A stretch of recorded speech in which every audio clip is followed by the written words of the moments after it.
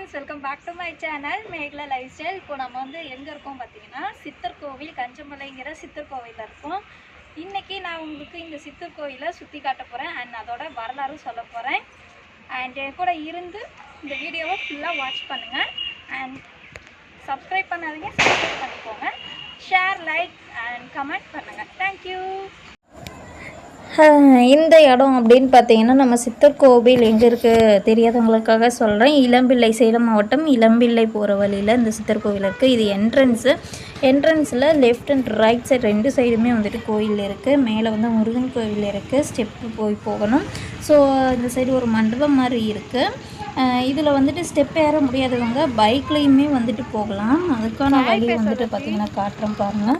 இப்போ அப்படியே ஸ்ட்ரைட்டாக போயிட்டு ஒரு லெஃப்ட் கட் பண்ணோம் அப்படின்னா இந்த வழியில் வந்துட்டு படி ஏற முடியாதவங்க பைக்லேயே வந்துட்டு மேலே வந்து முருகன் கோயிலுக்கு போகலாம். இப்போ வந்து நம்ம சித்தர் கோவில் பார்க்கலாம். இதான் சித்தேஸ்வர சுவாமி திருக்கோயிலோட ஒரு என்ட்ரன்ஸு. அதுக்கு முன்னாடி ஒரு 2-3 கோவில்கள் எல்லாமே இருக்குது. ஸோ இது வந்து முன்னாடி என்ட்ரன்ஸ் இது. ஸோ இது கஞ்சமலை சித்தேஸ்வர சுவாமி கோவில் அப்படிங்கும்போது இங்கே வந்து சித்தர்கள் வந்துட்டு நிறைய பேர் வாழ்ந்துருக்காங்க.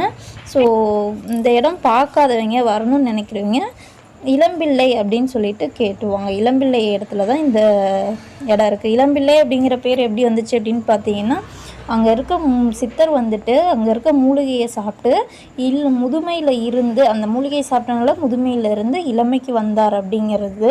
அதனால தான் இளம்பிள்ளைன்னு ஊர் வந்துச்சு. உள்ளே வந்து சாமியை வந்துட்டு ஃபோட்டோஸ் எடுக்க முடியாது, ஸோ எடுக்கக்கூடாதுன்ட்டாங்க. அதனால் வெளியே எப்படி இருக்குது அப்படின்னு சொல்லிட்டு நான் காட்டுறேன். இந்த ஃபோட்டோஸ்லாம் வந்துட்டு வெளியே இருக்க கோவில் சாமிங்க.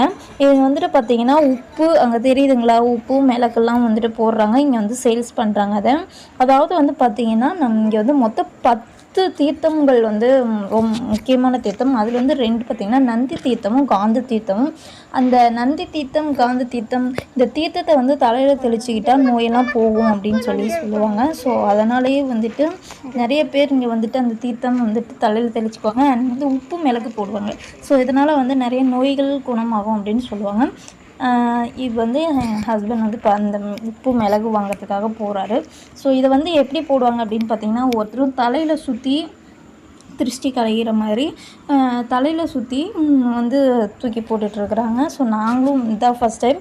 ஸோ அவங்க செய்கிற மாதிரி நாங்களும் வந்துட்டு தலையை சுற்றி வந்துட்டு அந்த உப்பு மிளகும் அந்த இடத்துல போட்டோம். உப்பு மிளகு வெல்லம் ஸோ இது எல்லாமே வந்து இந்த தீர்த்தத்தில் வந்துட்டு போடுறாங்க. இங்கே மொத்தமாக வந்து ஒரு நிறைய கிணறுகள் வந்து அதிகமாக இருக்கும் இங்கே இந்த சைடு. இங்கே பாருங்கள், அபியும் என் டேடியும் வந்து இந்த மாதிரி உப்பு மிளகு இந்த பாக்கெட்டில் விற்கிறது வந்துட்டு இந்த மாதிரி தலையில் சுற்றி அந்த தண்ணியில் வந்து போட்டுருவாங்க. காயின் கூட போடுறாங்க. ஸோ அண்ட் மாஸ்க் இம்பார்ட்டண்ட் இல்லையா. அபி வந்து ஒரே ராவடி அதை வந்து எட்டி பார்க்கணுன்ட்டு உள்ளே வந்து அது வந்து ஒரு நந்தி சிலை வந்துட்டு ஒரு பெரிய நந்தி சிலையும் இருக்குது. ஸோ இது எல்லாமே க்ளோஸில் இருக்குது. அங்கெல்லாம் போய் பார்க்கலாம் பாருங்கம்மா. அந்த இப்போ மரம் இருக்குல்ல, அதுதான் கண்ணுச்சி. அது பாரு, அந்த கணை வச்சு இந்த பெரியவர் வந்து சோறை ஆக்குறாரு. 2 பெரியவர் பாரு அவுத்தி உக்காந்துருக்காங்க பாரு. ஒரு பெரியவர் எழுந்திரிச்சு போயிட்டு வர்றாரு. அந்த சோறாக்குறாருல அந்த பெரியவர், அந்த சோத்தெல்லாம் சாப்பிட்டோன்னா பாரு பக்கத்து சின்ன பையனா பம்பு போட்டிருக்குது இல்லை, அந்த சின்ன பையன் ஆகிறாரு அவரு. அந்தாண்ட உட்காந்துருக்கு பெரியவர் போயிட்டு வந்து கேட்குறாரு, வித்து ஒரு பெரியவர் இருந்தார் எங்கப்பா காணோம் அப்படின்னு. அப்போ வந்து சொல்கிறாரு அந்த சின்ன பையன், நான் தான் அந்த பெரியவர், நான் அந்த மாதிரி சோறு எல்லாம் கிண்டுனேன், கருப்பா போடுச்சு, எடுத்து பூரா சாப்பிட்டேன், சாப்பிட்டோன்னு அது மாதிரி சின்ன பையன் ஆகிட்டேன் அப்படின்னு அந்த பெரியவர்கிட்ட சொல்கிறாரு. அப்போ அந்த பெரியவர் சொல்கிறாரு, நீ சாப்பிட்டு சோறை வாந்திடு அப்படின்னு. வாந்தி எடுத்து அவர் சாப்பிட்டோன்னே இப்போ 2 பேரும் சின்ன பசங்களாக பாரு இங்கே போட்டிருக்கிறது பாருங்கள். இதுதான் கிளி சித்திரு. மேலே சித்திரு மேலே இருக்குது. 6 கிலோமீட்டர் போய் வரணும். மேலே சித்திரு மேலே இருக்குது. அதுக்கு இன்றைக்கி பௌர்ணமிக்கு நிறையா போவாங்க. பௌர்ணமிக்கு போகலாம். அம்மா இது நாதர், மேலே இருக்கிறது காளாங்கி. சரி, தேங்க்ஸ். இது தம்பி, மேலே இருக்கிறது அண்ணன். எங்கே எப்படி போகணும் இதுலையா? பாருங்க, அதான் அந்த உச்சிக்கு போகணும். அந்த உச்சி தான் மேலே அந்த 2 உச்சி தெரியுது இல்லை, அந்த உச்சிக்கு போகணும். இது ரோடுக்குங்களா? அப்போ நடந்தால் போகணும். வண்டி வேணும் அடிமனை வரைக்கும் வண்டியில் பைக்கில் போகலாம். அதுக்கு மேலே வந்து 6 கிலோமீட்டர் நடந்து தான் போகணும். போகும்போது நாம் சாப்பிட்றதுக்கு தண்ணி இதெல்லாம் கொண்டு போகணும். மேலே கன்னிமார் குளம் இருக்குது. கன்னிமாருக்கு முன்னாடி வேணா 3 குளம் இருக்குது. பாறையில் நோண்டி கீழே இப்போ தண்ணி வருது. அந்த சடையாந்து ஊற்றணும். அங்கே மேலே வந்து தெருக்குடி குளம்னு இருக்குது. அங்கே போனால் ஒரு சாமியார் ஒரு கண்ணாடி சின்னதாக வெட்டி வச்சுருக்காரு. அதுலேயும் தண்ணி ஓடுது. நாம் போகும்போது தண்ணி சாப்பாடு கொண்டு போகணும். 6 கிலோமீட்டருக்கு போய் வரணும். கன்னிமார் கோவிலுக்கு போயிட்டு வந்தால் 7 கிலோமீட்டர் வரணும். ஸோ அவர் சொன்னது நீங்களே கேட்டிருப்பீங்க. அது எதனால் வந்துட்டு இங்கே சித்தர்கள் இருந்தார் அப்படின்னு இளம்பிள்ளைங்கிற பேர் வந்தது அப்படின்னா அந்த மாதிரி தான் பேர் வந்திருக்கு. சித்தர் வந்துட்டு சாப்பாடு வந்து மூலிகை இருக்கு இல்லையா, அங்கே கிடைக்கிற மூலிகை இல்லைனால தான் வந்துட்டு அதை சாப்பிட்டு அதனால் வந்துட்டு அவருக்கு வந்து ஒரு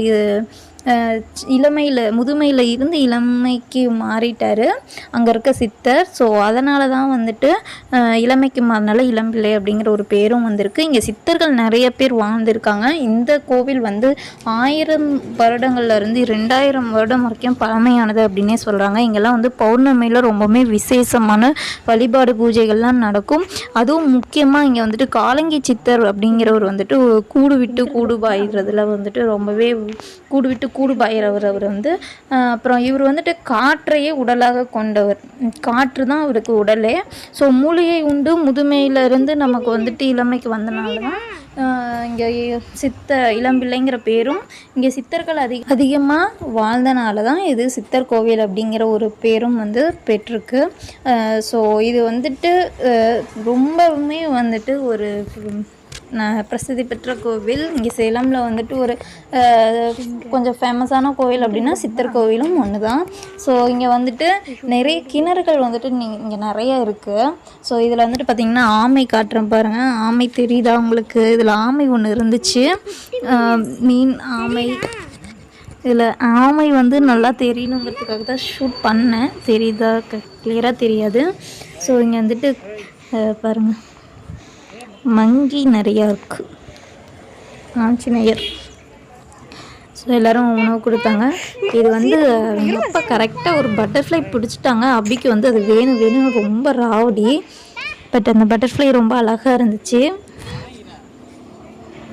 ஃபைனலாக வந்து பார்த்திங்கன்னா முருகன் கோவிலுக்கு வந்துட்டு ஏறிட்டுருக்கோம். இங்கே ஸ்டெப்பில் ரொம்ப பெரிய ஸ்டெப்லாம் இல்லைங்க. ஒரு 5 மினிட்ஸ் தான், வாக்கபிள் டிஸ்டன்ஸ் மாதிரி தான் சொல்லலாம். ஒரு 100 ஸ்டெப் தான் இருக்கும். சீக்கிரம் ஏறிடலாம். ஸோ உள்ளே வந்துட்டு நிறைய பெரிய இடம் இருக்குது. இங்கே இந்த சைட்லாம் பாருங்கள் எவ்வளோ பெரிய இடம் இருக்குது. முருகன் கோவில். ஸோ ஒவ்வொரு சாமியாக வந்து பார்க்கலாம். சின்ன சின்ன சாமி அங்கங்கே இருக்குது. இங்கே வந்து அபிஷேகம் நாங்கள் பண்ணிவிட்டு அப்படியே கோவிலை வந்து சுற்றி காட்டுறோம். பின்னாடியும் வந்து பார்த்திங்கன்னா நிறைய இடம் இருக்குது. பச்சை பசேர்னு ஃபேமிலியோடு வந்து நல்லா சாமியை கும்பிட்டு கொஞ்சம் டைம் ஸ்பெண்ட் பண்ணிவிட்டு இயற்கையாக இருக்கலாம். ஸோ அங்கே பாருங்கள் பின்னாடி எவ்வளோ இடம் இருக்குன்ட்டு. ஆடுலாம் அங்கே வளர்த்துறாங்க. அங்கே பைக் வருது இல்லையா, அதான் நான் சொன்னேன் படி ஏற முடியாதவங்க அந்த வழியாக வந்துட்டு சுற்றி வரலான்ட்டு. ஸோ அபி வந்து நல்லாவே விளையாண்டா, என்ஜாய் பண்ணாங்க. ஸோ கீழே வந்து பார்த்திங்கன்னா முன்னாடியே இந்த முருகன் கோவிலுக்கு ஆப்போசிட்டில் வந்துட்டு இன்னொரு கோவில் இருக்குது கீழே. இங்கே வந்துட்டு தண்ணியெல்லாம் ஊற்றிக்கிறாங்க. மொட்டையை அடிச்சுட்டு இங்கே வந்து தண்ணி ஊற்றிக்குவாங்க போல். இங்கே ஒரு சாமி இருக்குது. இந்த சாமி கும்பிட்டுட்டா அதுக்கும் அந்த சைடு வந்து பார்த்திங்கன்னா ஒரு கோவில் இருக்குது. ஸோ இங்கேருந்து பார்த்திங்கன்னா நிறைய சாமிகள் வந்து நாகசாமி மாதிரி இருக்காங்க. நிறைய இருக்குது. இது எதுவும் பரிகாரம் பண்ணுறது போல். ஸோ கொஞ்சம் கேப் விட்டு இந்த மாதிரி நாகசாமி வந்து கொஞ்சம் கேப் விட்டு இருந்துச்சு. ஸோ என்ன பரிகாரம்னு எனக்கு கரெக்டாக தெரியல. அப்புறம் வந்து எல்லா சாமியெல்லாம் கும்பிட்டு நாங்கள் கிளம்பிட்டோம். அண்ட் போகிற வழியில் கரும்பு அப்புறம் நிறைய காய்கறிகள் அவங்க இடத்துலையே விளைவிச்சு முன்னாடி கட்டில் நிறைய சேல்ஸ் பண்ணாங்க. ஸோ இது வந்து நமக்கு நேரடியாக வந்து ஒரு இடத்துல வீட்டிலையே விளைவிக்கிற காய்கள் வாங்குற மாதிரி ஒரு ஃபீல் இருக்கும். ஸோ இந்த வீடியோ அவ்வளோதான். உங்களுக்கு பிடிச்சிருந்தா மறக்காமல் சப்ஸ்கிரைப் பண்ணி லைக் அண்ட் கமெண்ட் பண்ணுங்கள். தேங்க்யூ. நெக்ஸ்ட் வீடியோஸில் மீட் பண்ணுறேன். பாய்.